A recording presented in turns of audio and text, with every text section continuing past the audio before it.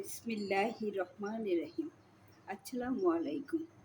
আজ সকালবেলা থেকেই নাস্তাটা আপনাদের দেখাচ্ছি কিভাবে করব।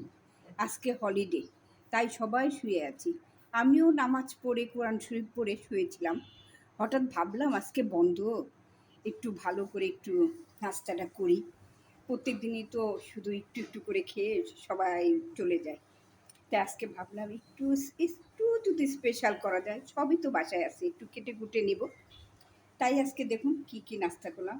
এই যে এটা দিলাম একটু বিটরুট, দিলাম মেয়েকে একটু বিটের জুস দিলাম, যেহেতু আমাদের মেয়েদের তো একটু আয়রনের অভাবই হয়, তাই ওই সপ্তাহের মধ্যে 3-4 দিন একটু দিই বিটের জুস।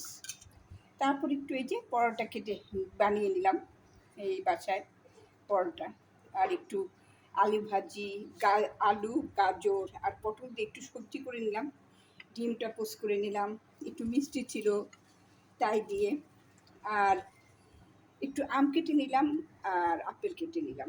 আর কিছু দিলে হয়তো খাবেই না। তাই এই হলো আজকে আমাদের সকালের নাস্তা। তাহলে নাস্তাটা আমরা করি কেমন? আর আজকে হলিডের দিন, আজকে প্রথম সকালবেলা থেকে আজকে ব্লগটা শুরু করে দিলাম। দুপুরে কি রান্না করব সেটাও আপনাদের সাথে শেয়ার করব।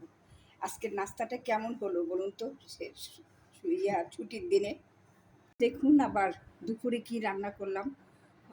আসলে শরীরটা বেশি ভালো নেই, মাথা ঘুরাচ্ছে তো।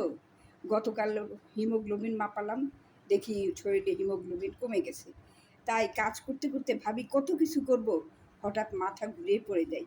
সকাল থেকে তো আপনাদের দেখালাম না, শুধু আয়রনই খাচ্ছি আয়রনই খাচ্ছি। ওই যে বিটের জুস খেলাম, আনার খেলাম, আপেল খেলাম, সব আয়রন। তারপরে আবার আয়রনের ট্যাবলেটও নিয়েছি। আর এই যে তাই আর দুপুরে কিছু করতে পারিনি, মাথা ঘুরাচ্ছে। তাই যার মধ্যে অল্পর মধ্যে কিছু করলাম, যেহেতু আজকে সবাই বাসায়। তাই এই যে আমার এই যে নিজে একটু রুটিটা করলাম, মাখা নিলাম, কলা ভর্তা নিলাম, আয়রন। কলা দিয়ে ইলিশ মাছ রান্না করতে পারতাম, কিন্তু আবার সবাই খাবে না, তাই কলা ভর্তা করলাম, চিচিঙ্গা ভাজি করলাম, আর ইলিশ মাছের মধ্যে সেই আবার ঢেঁড়স রেখে দিলাম যে একটু আয়রনটা হোক। এইভাবেই বাস লেবু দিয়ে আজকে এই হলো আমাদের দুপুরের খাবার। একদম অল্পের মধ্যে, শরীর খারাপ তো আর কিছু রান্না করতে পারিনি। আপনাদের কেমন লাগলো আমার এই রান্নাগুলা? যদি ভালো লাগে তাহলে একটা সাবস্ক্রাইব দিয়ে দিবেন, লাইক দিবেন, কেমন?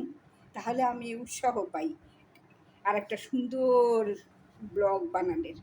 তাহলে আজকে এতটুকুই থাক, এখন তাহলে বিদায় নিচ্ছি। আমরা এখন খাওয়া দাওয়া করছি। আল্লাহ হাফেজ।